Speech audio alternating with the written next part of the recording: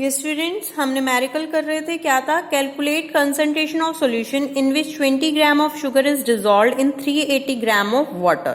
ठीक है, तो मैं यहाँ पर हमें ध्यान रखना है कि सोल्यूट क्या है जो कम है और सॉल्वेंट क्या है जो ज्यादा है, और सॉल्यूशन मुझे निकालना पड़ेगा सोल्यूट प्लस सॉल्वेंट करके। तो सॉल्यूशन मैं निकाल रही हूँ सोल्यूट प्लस सॉल्वेंट करके। सोल्यूट मेरा कितना है, कम वाला होगा 20 ग्राम, और सॉल्वेंट मेरा ज्यादा वाला होगा 380 ग्राम। दोनों को मैंने ऐड किया, 400 ग्राम आ गया मेरा, और ये क्या आ गया मेरे पास, सॉल्यूशन, टोटल सॉल्यूशन कि कितना मेरा मास है सॉल्यूशन का। नाउ मुझे फॉर्मूला पता है student, mass upon mass of solute over mass of solution multiply by 100। तो मेरा सोल्यूट का मास कितना है 20 ग्राम, सॉल्यूशन का मैंने निकाला 400 ग्राम, मल्टीप्लाई बाय क्या 100, तो 20 से 20 कट हुई, और 20 कितने पे आता है 4 के टेबल पे, कट हो जाएगा 5। तो कंसंट्रेशन ऑफ सॉल्यूशन क्या आ गई 5। ठीक है स्टूडेंट्स, ये मेरा मेथड क्या था, मास परसेंटेज, यानी कि मास वाले से निकालना कि कंसंट्रेशन ऑफ सॉल्यूशन क्या है। और ये तभी फॉर्मूला लग सकता है अगर दोनों चीजें क्या है, मास में गिवन है, ग्राम में गिवन है, तभी मैं मास बाय मास वाला फॉर्मूला जो है अपना अप्लाई करूंगी।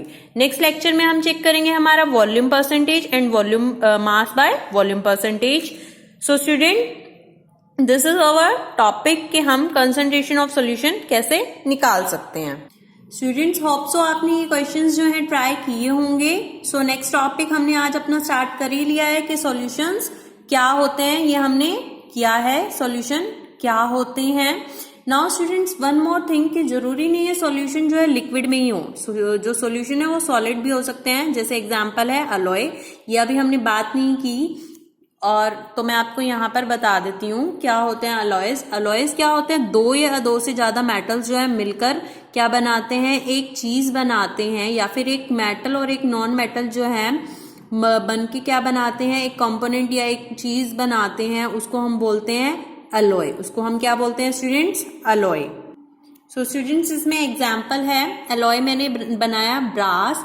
ब्रास जो है किस किस से मिलकर बना है, जिंक और कॉपर, जिसमें 30% क्या होता है, जिंक होता है, और 70% क्या होता है, कॉपर होता है। और इन दोनों को मिक्स कर कर मैंने क्या बनाया, अपना अलॉय बनाया, और उसका नाम क्या दिया, ब्रास। ठीक है जी, तो ये क्या था हमारा अलॉय। जरूरी नहीं है स्टूडेंट्स कि हम अगर मिक्सचर्स की बात कर रहे हैं तो वो लिक्विड में ही होंगे, ऐसा कुछ नहीं है, वो सॉलिड में भी हो सकते हैं। सो सॉल्यूशंस हमने किया स्टूडेंट्स, हमने सॉल्यूट और सॉल्वेंट की बात की। एग्जांपल्स मैंने आपको बताया कि शुगर वाटर भी हो सकता है, एरिएटेड ड्रिंक्स भी हो सकते हैं, कि यानी कि जो हमारी कोल्ड ड्रिंक्स होती हैं, गैस जो है लिक्विड में डिसॉल्व होती है ना। एयर भी क्या है, हमारा मिक्सचर है, क्योंकि उसमें भी डिफरेंट डिफरेंट क्या है, गैसेज हैं। प्रॉपर्टीज जो है मैंने आपको टेबल की फॉर्म में तीनों की एक साथ ही करवा दी है। एनसीईआरटी में हमारी अलग अलग है स्टूडेंट, बट ये इजी वे है, इसलिए मैंने आपको एक टेबल के थ्रू ही सबकी प्रॉपर्टीज एक साथ करवाई हैं। Now concentration of solution topic हमने स्टार्ट किया है स्टूडेंट टुडे। ओनली हमने क्या किया है, मास वाला जो है आज किया है, मास बाय परसेंटेज वाला सॉल्यूशन स्टार्ट जो है कंसंट्रेशन ऑफ सॉल्यूशन किया है हमने। Saturated solution we have done, कि क्या होते हैं saturated solutions. So look here, this formula we have done and this we will do in our next lecture, and this numerical also we have done कि क्या होता है। Suspension के बारे में मैंने आपको स्टूडेंट्स बता ही दिया है, वो टेबल के फॉर्म में ही हमने सारी प्रॉपर्टीज की हैं। सो आपको पता लग गया है कि वो भी क्या होता है, और कोलॉइडल सॉल्यूशन भी हमने क्या किया है, टेबल की फॉर्म में अपना चेक किया है। और टिंडल इफेक्ट भी मैंने आपको बताया है कि क्या होता है। So you can try these question answers, आप ये क्वेश्चन आंसर्स भी ट्राई कर सकते हैं। ये लास्ट क्वेश्चन आप नहीं करेंगे क्योंकि अभी आपको नहीं आता है, ये हम नेक्स्ट लेक्चर में करेंगे, तब आप ट्राई करेंगे students. So when you write your notes, you also need to revise your chapter from your NCERT book.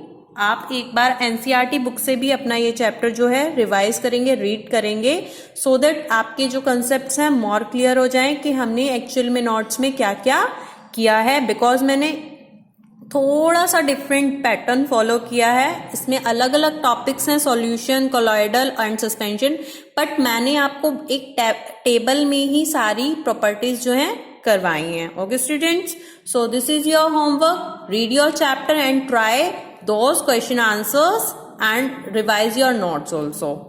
Got it, students?